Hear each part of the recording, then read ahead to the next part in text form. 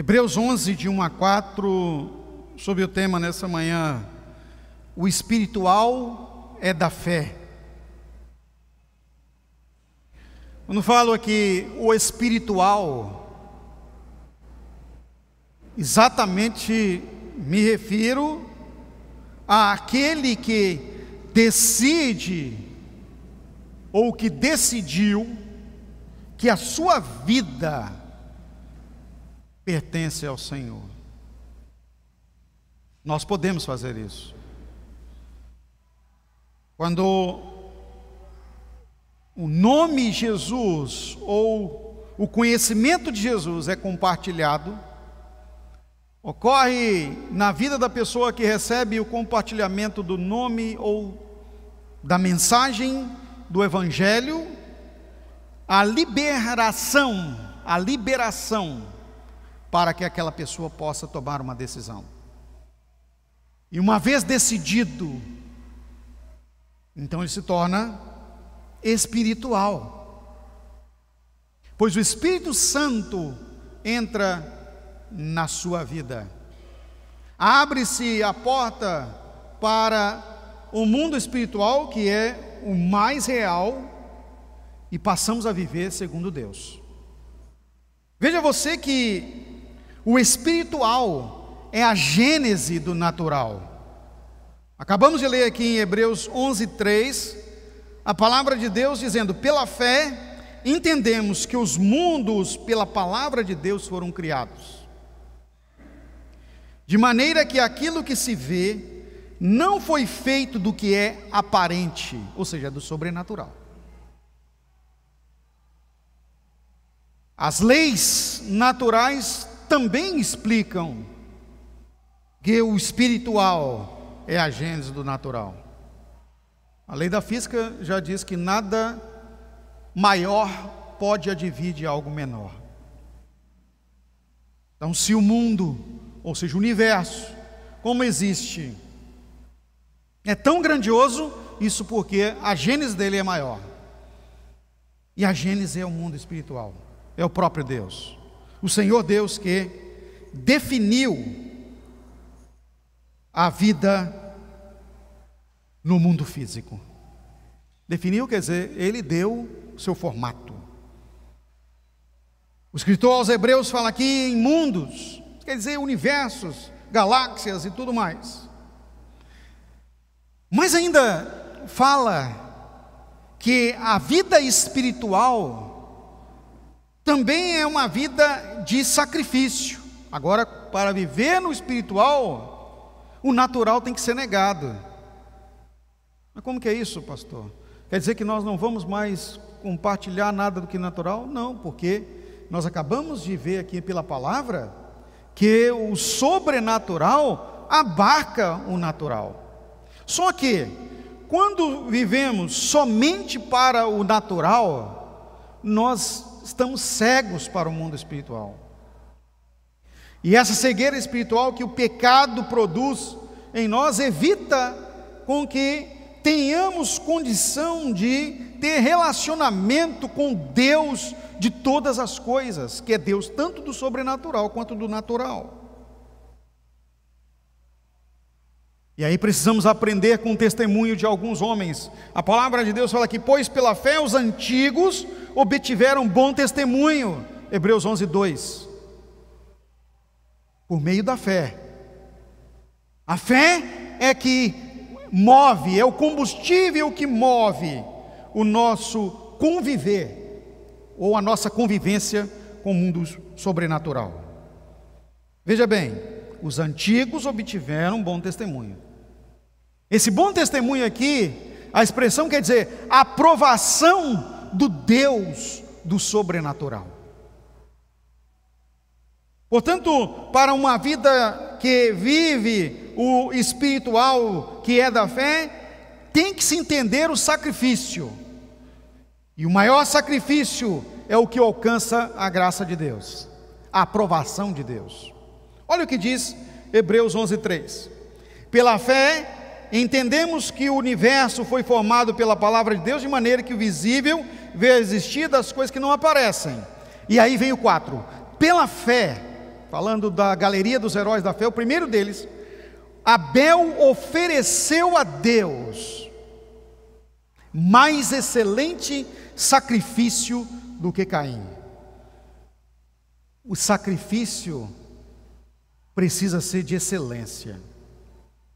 Agora, o que me parece aqui é que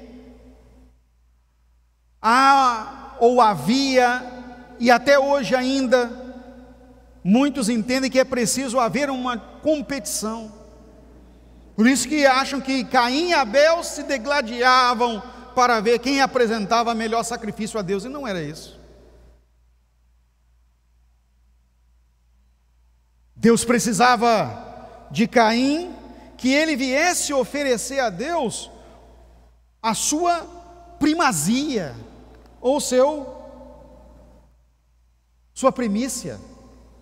A palavra de Deus fala no livro de Gênesis que Caim veio a Deus e ofereceu do fruto da terra, ou seja, alguma coisa que ele coletou de sua plantação, alguma coisa. E querido e querida, Deus é Senhor qualificado. Ele exige de nós doação de excelência.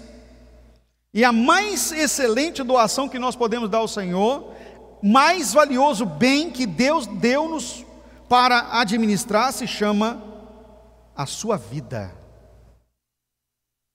Quando eu coloco diante de Deus o maior e mais excelente sacrifício, eu estou abrindo mão da minha vida para que a vontade, para que a bênção, para que tudo quanto é de Deus seja aprovado em mim. Não foi o que Caim fez. É como se Caim tivesse dado a Deus de sua sobra. Abra sua Bíblia comigo, por gentileza. Livro do Gênesis, capítulo 4, a partir do verso 1. Coabitou o homem com Eva, ou seja, Adão com Eva, sua mulher, e esta concebeu e deu à luz a Caim, ou seja, primogênito, privilegiado, já de primogênito, privilegiado. Então disse: adquiri um homem, ou um varão, com o auxílio do Senhor. Eva falou isso. Depois deu à luz a Abel, seu irmão.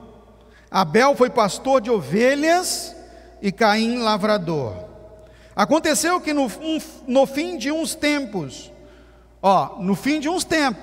trouxe Caim do fruto da terra uma oferta ao Senhor. Ele trouxe alguma coisa para Deus.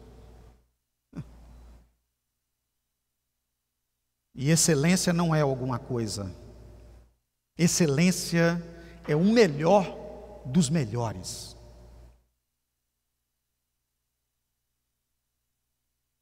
Abel, por sua vez, trouxe das primícias do seu rebanho, e da gordura deste agradou-se o Senhor de Abel e de sua oferta, ao passo que de Caim e de sua oferta não se agradou.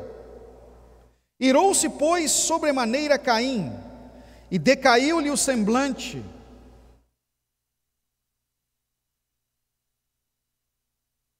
Ele trouxe alguma coisa para Deus.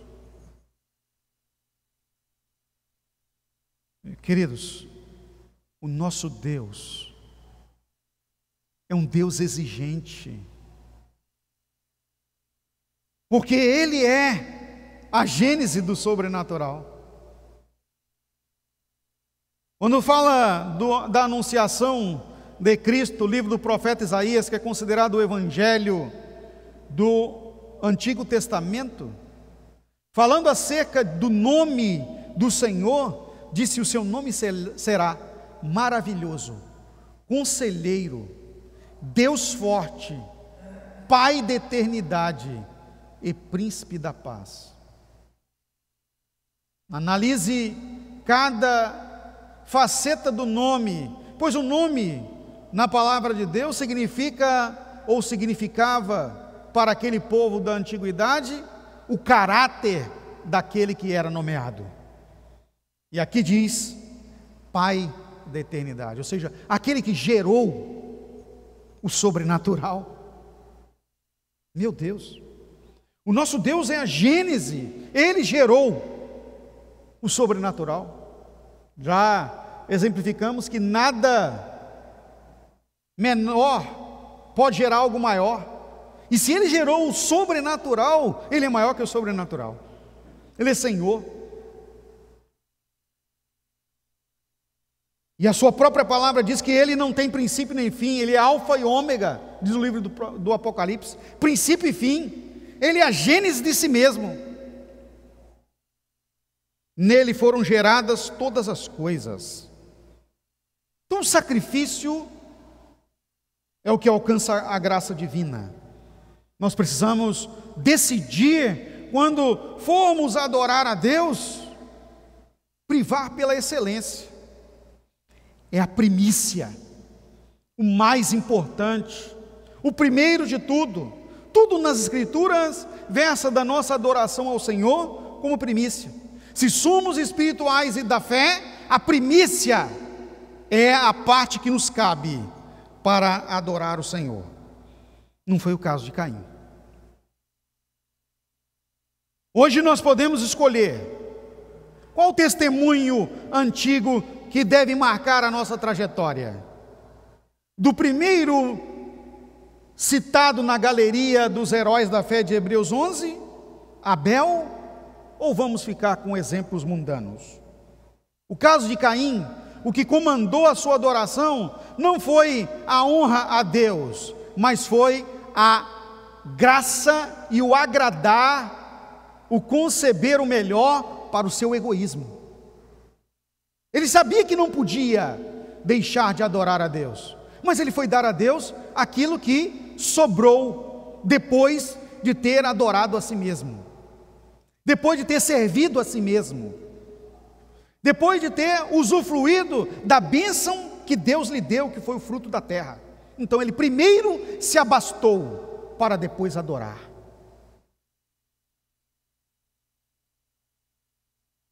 Quando falo aqui de sacrifício, o escritor aos Hebreus está fazendo menção, meus amados, que há uma guerra estabelecida em nosso interior, ou seja, o nosso eu continua dizendo e tentando ditar para nós o que devemos fazer. Paulo, falando acerca disso, de uma vida sacrificial, ele diz: eu combato contra mim mesmo, esmurro meu corpo, reduzo esse meu ego, esse meu desejo à servidão, para depois de compartilhar a muitos, eu mesmo não venha a ser reprovado.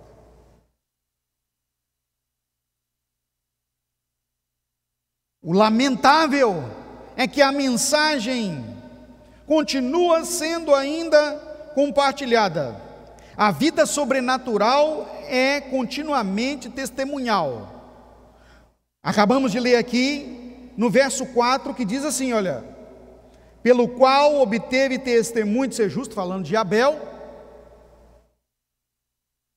por meio da fé, ou seja, por meio dela, também mesmo depois de morto, porque foi assassinado pelo seu irmão Caim, ainda fala. A vida sobrenatural em Deus é um testemunho poderoso. Abel foi assassinado por ter sido fiel ao Senhor. Quantos heróis da Bíblia, da pregação do Evangelho, morreram por causa da palavra, pelo engajamento com a causa? São inúmeros. Na época das grandes inquisições, muitos que decidiram ter a sua vida em sacrifício ao Senhor, entregues a Deus plenamente, morreram por causa da pregação genuína do Evangelho. Um dos grandes homens de Deus da época da renovação, que foi chamado de reforma, seu nome era Savonarola. Seu sobrenome, John Savonarola, um italiano, um padre reformista, que pregando contra a mensagem deturpada do Evangelho, da busca pela satisfação do eu, porque as pessoas estavam indo na igreja, ofertando grandes quantias, comprando pedaços da cruz, pedaços do manto, relíquias sagradas, com o intuito de satisfazerem-se, de trazer para as suas residências um pouco ou a grandiosidade de se ter uma relíquia sagrada, e ele foi pregar contra isto. A mensagem de Savonarola era: a negação de si mesmo é a vida para Deus. Então, se você realmente quer servir a Deus, não compre nada para si, compre para as pessoas. Ao invés de comprar um pedaço da cruz, uma relíquia sagrada que vem de Jerusalém, por que você não compra alimento e dá para os pobres? Foi para a fogueira, por causa da mensagem de Cristo, negação de si mesmo. Pegue a sua riqueza e dê. A vida de sacrifício, queridos, é a mensagem da cruz. Aquele que decide o caminho, ou pelo caminho da fé, necessariamente passa pela cruz. Passar pela cruz é negação de si mesmo. Exige de mim que o Espírito Santo produza, que eu tenha dado liberdade completamente para que Ele faça acontecer em minha vida o seu fruto. E como compartilhei aqui na semana passada acerca da vida em Deus, na fidelidade das finanças, a primeira coisa que mexe conosco é exatamente nisso. Esta foi a mensagem de Savonarola: pegue o seu dinheiro e dê para aquele que necessita de comida. Quando o jovem rico veio até Jesus, em seu relacionamento com Deus, às escondidas, Jesus o interpelou de uma forma tão amorosa: você, meu filho, guarda as Escrituras? Ele: desde criança eu guardo. Muito bem. Então só te falta uma coisa, porque você está indo no caminho certo. Se você guarda desde as criancinhas, só te falta uma coisa: abra mão do seu eu, vai, vende tudo que você tem, dá aos pobres, vem, segue, tem uma vida perfeita. Ele saiu chateado, porque amou o seu eu. Tinha muitas posses. Meus amados, ter uma vida em Deus que realmente acha graça e aprovação do sobrenatural é sim negação de si mesmo. Não tem outra mensagem a ser pregada. Jesus inclusive diz: se aquele que quiser ser meu seguidor, se alguém quiser mesmo ser meu discípulo, negue-se a si mesmo. Abel negou a si mesmo. Ele pegou o melhor, o que é chamado de sacrifício de excelência, o melhor que ele alcançou, e deu ao Senhor. Pergunta para mim e para você nessa manhã: você tem dado a Deus o que é de melhor?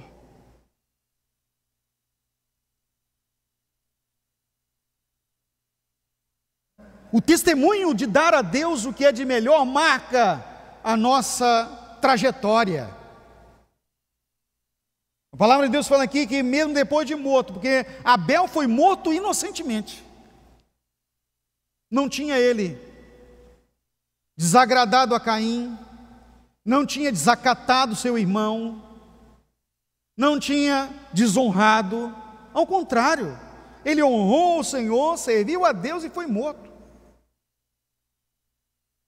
Uma vez me fizeram uma pergunta: por que pessoas boas morrem?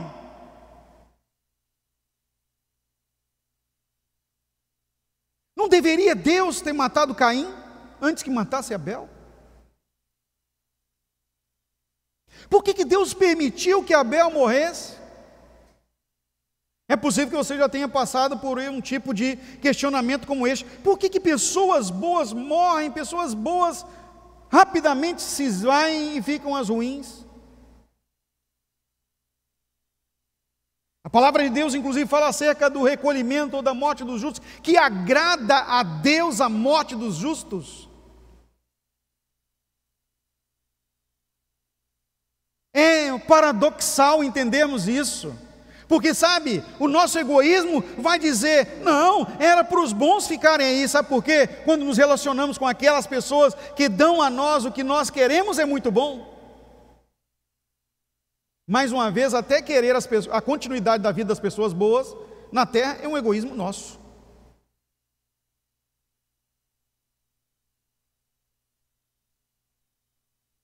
Mas Deus sempre dá oportunidade para o arrependimento, e deu oportunidade a Caim, e protegeu Caim. Eu acho incrível isso, como Deus ainda continua dando oportunidade, e nós somos os agraciados com a oportunidade de mudança. Antes mesmo de concluir o seu intento maligno de matar o seu irmão, Deus falou com Caim ainda em pecado, porque o seu coração já estava no orgulho, tal qual o diabo. Caim era um diabo. Olha, Caim, o pecado está batendo a porta do teu coração, está batendo aí. Cabe a você controlá-lo, controlar o seu desejo, dominar. Não ouviu a voz de Deus. Depois que matou o seu irmão, Deus novamente fala com ele: Caim, onde está seu irmão?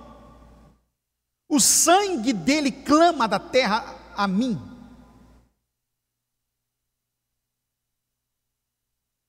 Então eu vou te dar uma marca, vou colocar em você uma marca.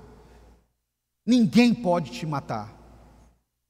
Deus ainda protegeu Caim. Que coisa louca! Se fosse na nossa cabeça, era para desce fogo do céu e mata esse homem. É mais morte. Mas, meu irmão, eu aprendi uma coisa com Deus, e eu gostaria que você respondesse e correspondesse com a frase que eu vou dizer. Por gentileza, repita comigo: o nosso Deus é Deus da vida e não de morte.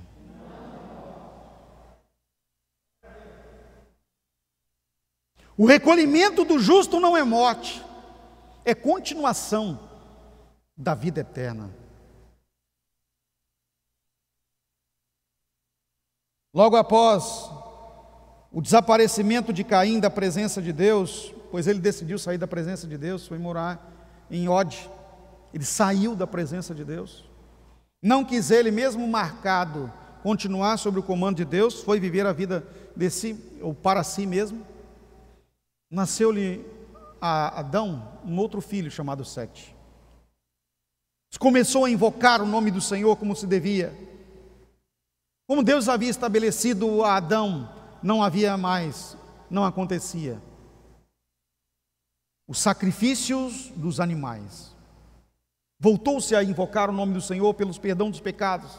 Mataram uma ovelha, derramaram seu sangue, para que o sangue pudesse espargir o pecado.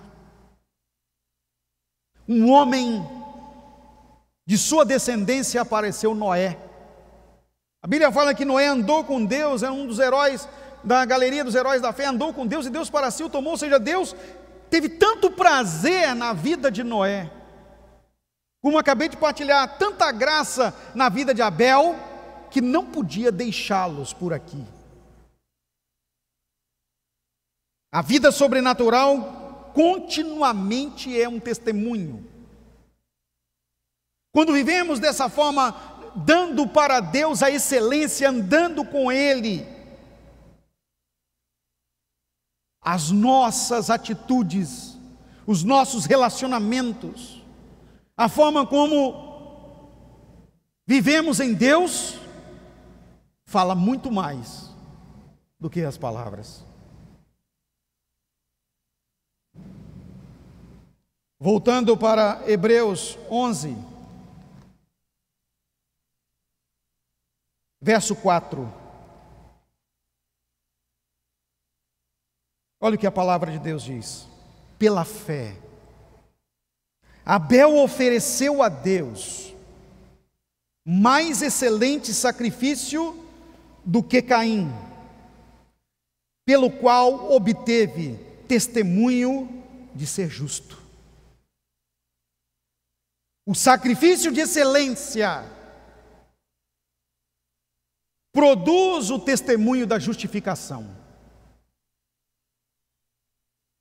Hoje entendemos pela palavra de Deus, na revelação de Cristo, ungido de Deus enviado.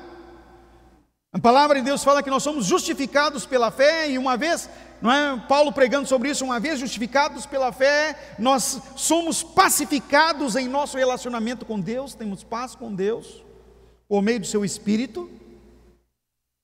Em Gálatas capítulo 5, verso 22, fala claramente que o fruto do Espírito em nós é amor, e aí a paz, a felicidade, tudo que nós queremos, tudo que nós sonhamos.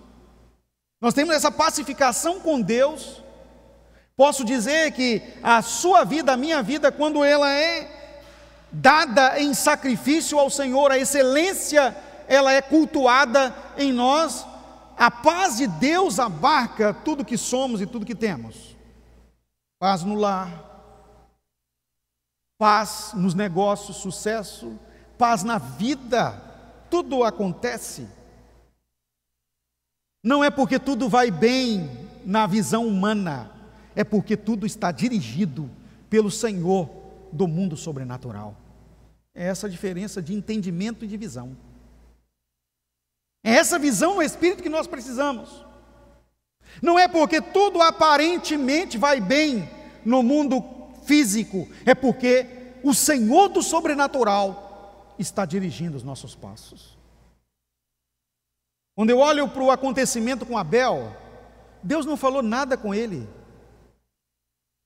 Deus não precisou se dirigir a ele para dizer: olha, Abel, que oferta maravilhosa que você me deu. Você vê Deus falando com Abel aqui nessa conversa? Não.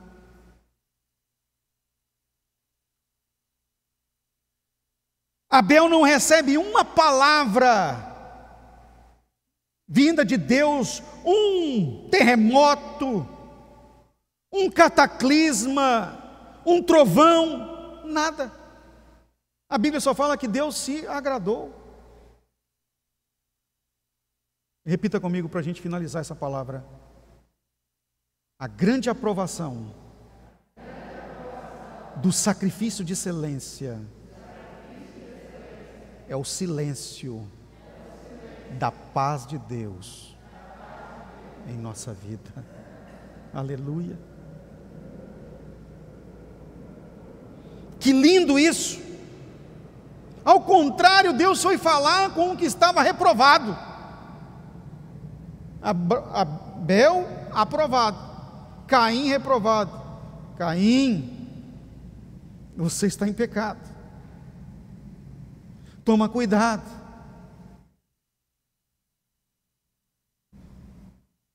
Entenda, meu irmão e minha irmã, que quando nós estamos na vida sobrenatural, o nosso relacionamento com Deus no mais profundo amadurecimento nele é: fazemos o melhor e Ele continua conosco. O silêncio divino não é que Deus não está falando, é que Deus está te aprovando. Para finalizar a palavra, o espiritual é da fé. Ele não age, ele não vive por causa das manifestações do sobrenatural. Ele vive, ele age, ele exerce sacrifício de excelência porque ele sabe quem é seu Deus e seu Pai. Abel tinha certeza de quem ele era. Por isso, ele não precisava mais do que fazer para Deus o excelente.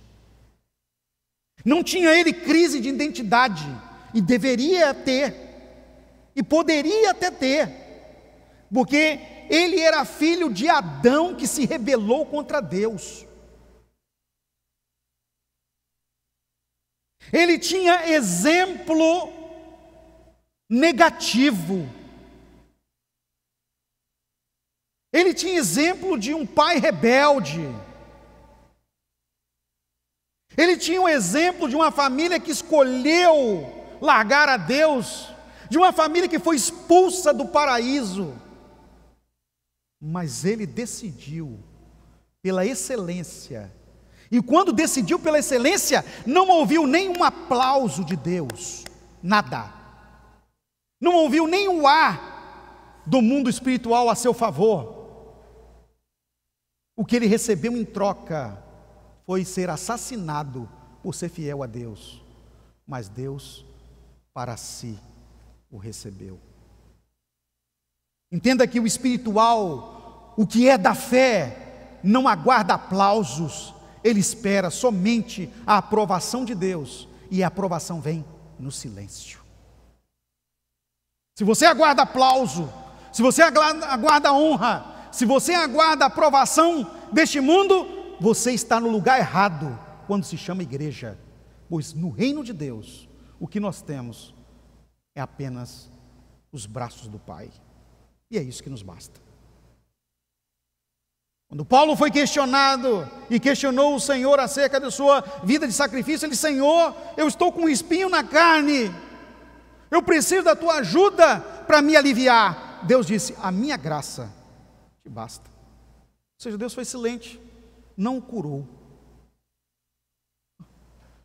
Sabe, meus amados, tem muita gente querendo de Deus satisfação do seu eu, mas quando nós vamos para o Senhor, o seu eu tem que morrer. A vida de Deus precisa ser a nossa vida. Pense nisso. Por gentileza, coloque de pé.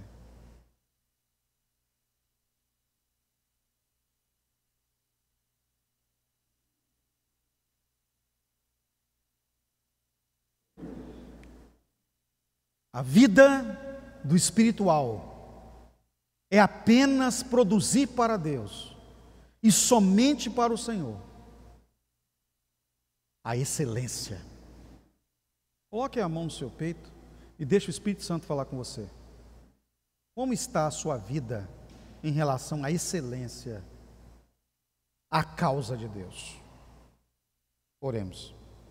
Senhor Deus, nessa manhã, eu louvo a Ti, louvo ao Senhor pela revelação da Tua palavra, de que o que nos cabe, como testemunho dos antigos,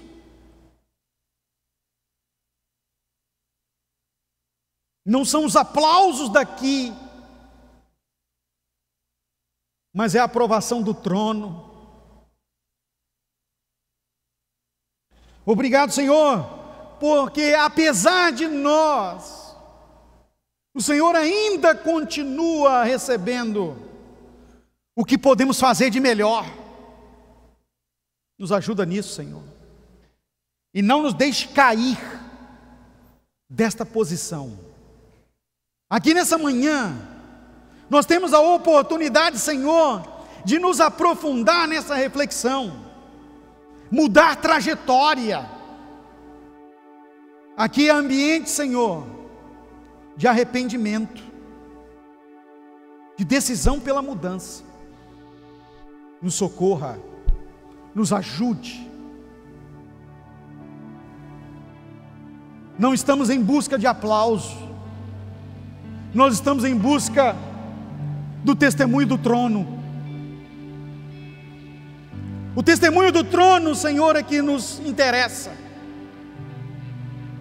a da aprovação eterna. Nos ajuda a receber essa palavra: vinde benditos de meu Pai, possuí para vós o reino que está preparado desde antes da fundação do mundo. Obrigado, Senhor, por ministrar em nossa vida no nome de Jesus.